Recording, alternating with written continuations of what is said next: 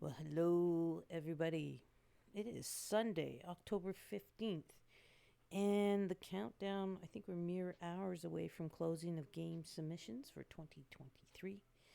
And tomorrow opens up our early admission for our wonderful game runners and very important gamer badge holders.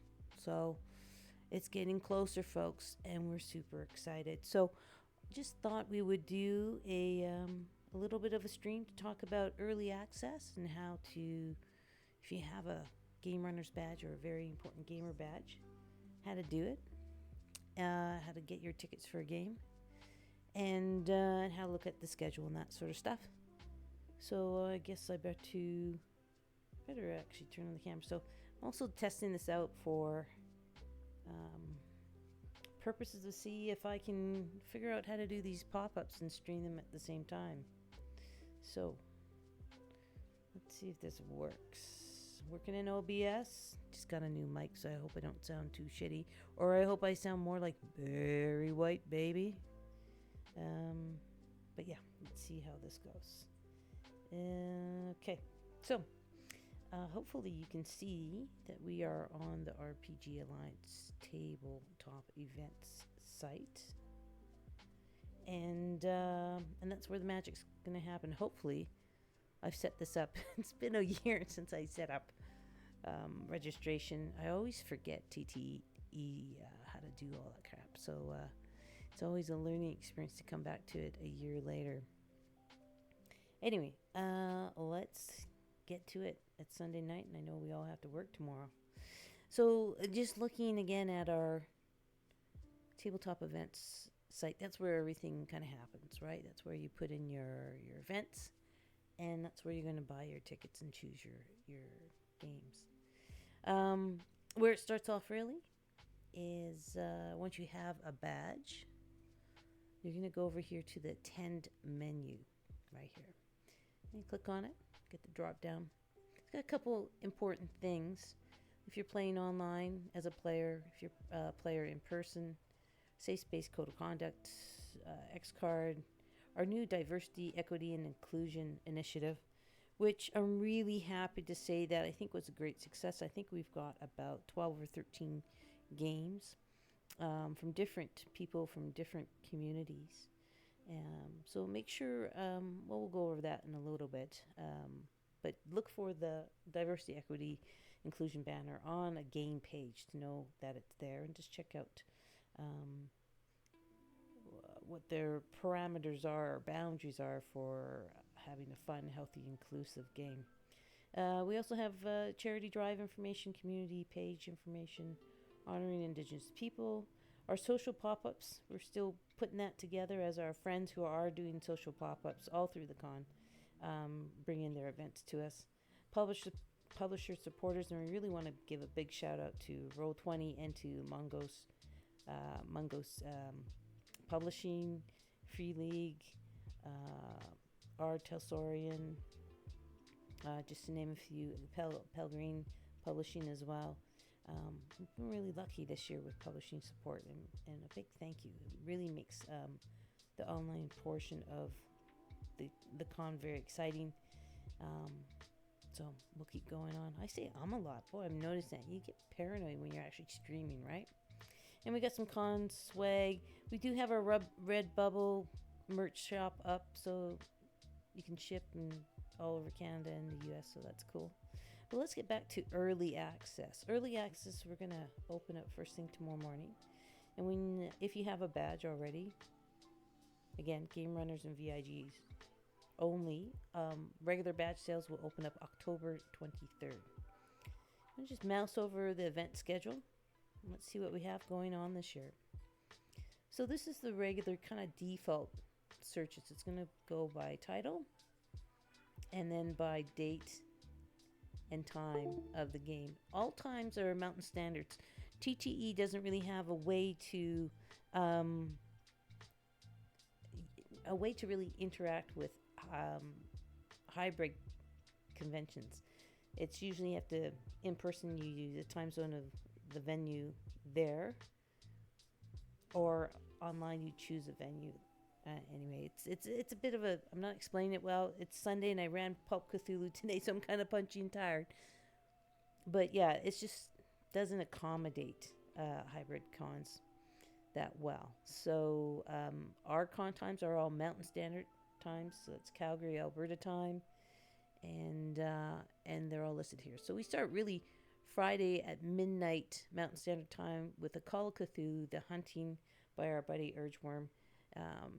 And so we really started out this year with a 24/7 kind of clock for the online portion of the con, just so that people across the pond in Europe or Australia, hopefully they will find some games that are in their time zone so they get to participate too. So thank you, Urgeworm, for kicking it up at Friday, November 17th at midnight.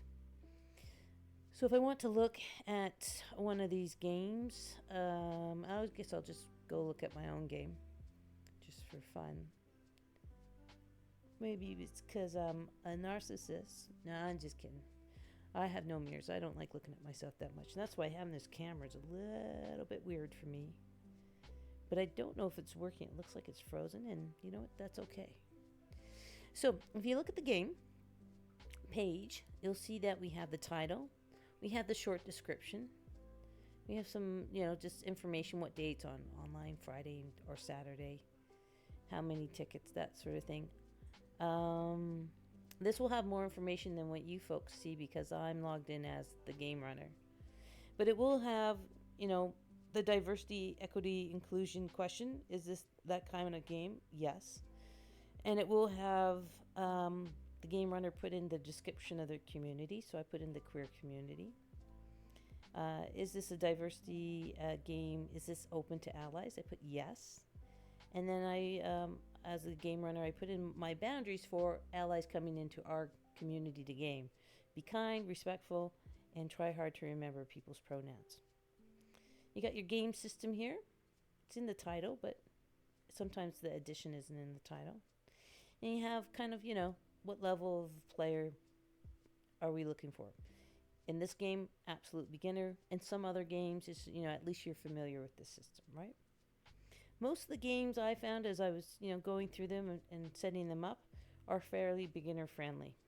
I think this is one of those cons where we just like to try new, cool games. So when you're trying a new game, especially the indie games, you really want to be beginner friendly, right? You want to turn people on to new games. Other important thing is this a charity game? Yes. Oh, yeah, definitely. We are raising money for 2 different fundraising pages. One in Canada, so you can get tax receipts for your taxes if you're Canadian, and then one in the States on Tiltify. So our American friends can get tax receipts too and get some benefit out of their generosity. The Tiltified one is for World Central Kitchen. It's a fairly neutral, non-political charity that helps bring food and kitchens to areas that have been impacted by war, conflict, or disaster. They are in Gaza right now. They're in Afghanistan, Libya, Maui. They've been all over where there's been disasters or war. And again, they're non-biased, and they just bring food to people that need it in those dire situations. The Canadian ones are also very cool, very interesting. The Urban Society of Aboriginal Youth here in Calgary, Calgary Centre for Sexuality, Veterans Food Bank in Calgary, and SOS Ukraine, of course. Trevor and I both are very passionate about supporting Ukraine, and Trevor, of course, is Ukrainian heritage. So, So you'll see if the game's a charity game. And that just means that the game runner usually offers incentives. So if you want to re-roll, you donate $5, you get the re-roll. And you'll see here that for charity games, we have this nice heart charity game icon. And you have a link there to our charity site that will take you to our fundraising pages.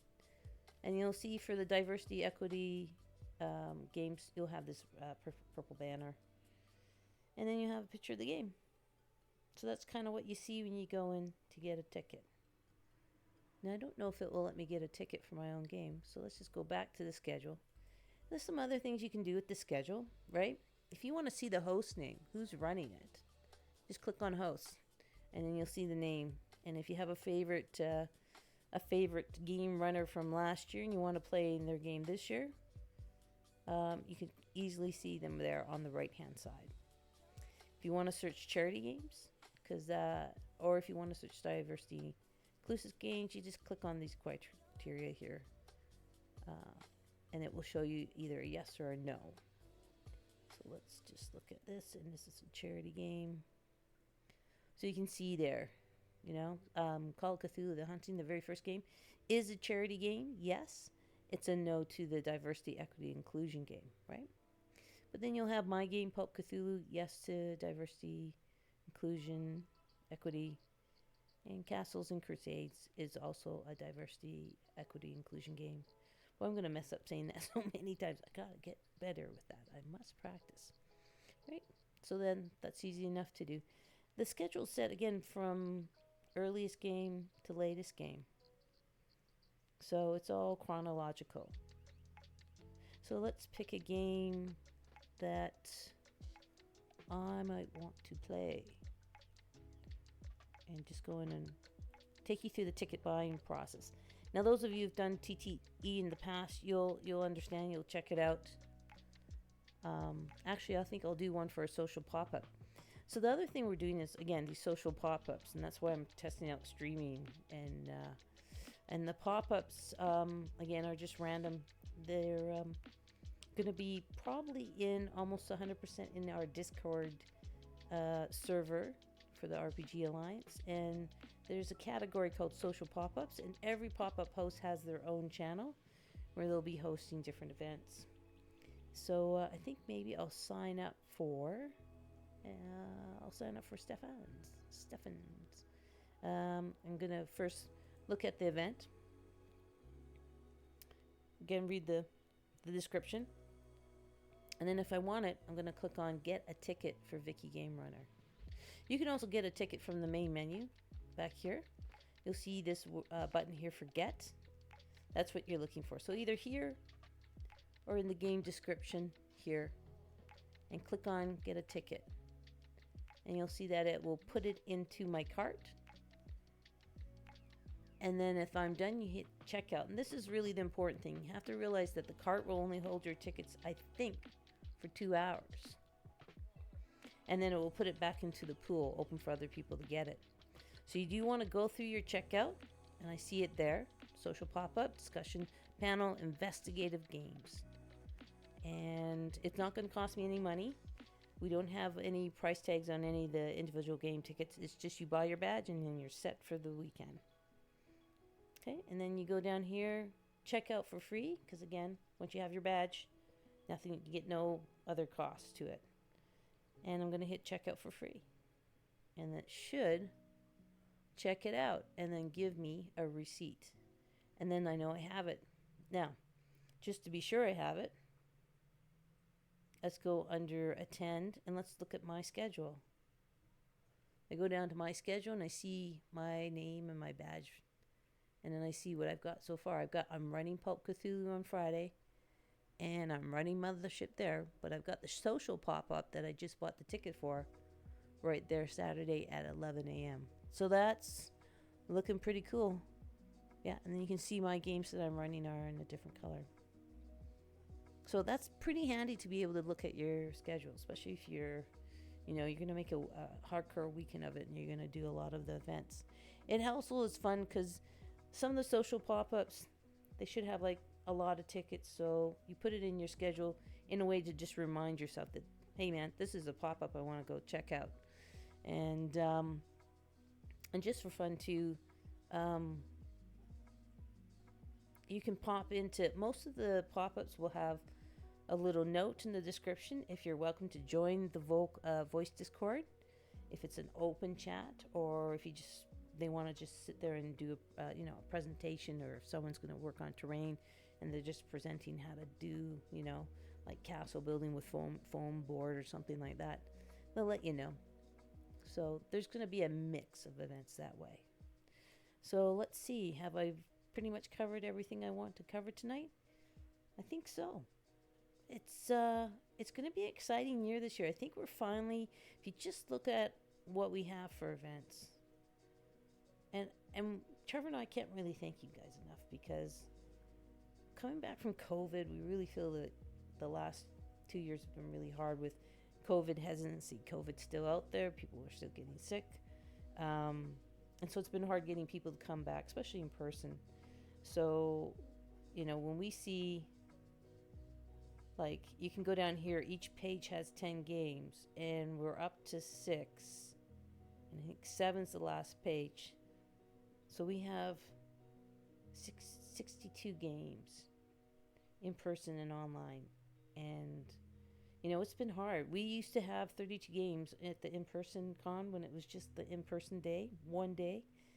And to get closer to getting back, I think the first year back we only had 12. So that was 2021. Last year we had 14 games for the whole day.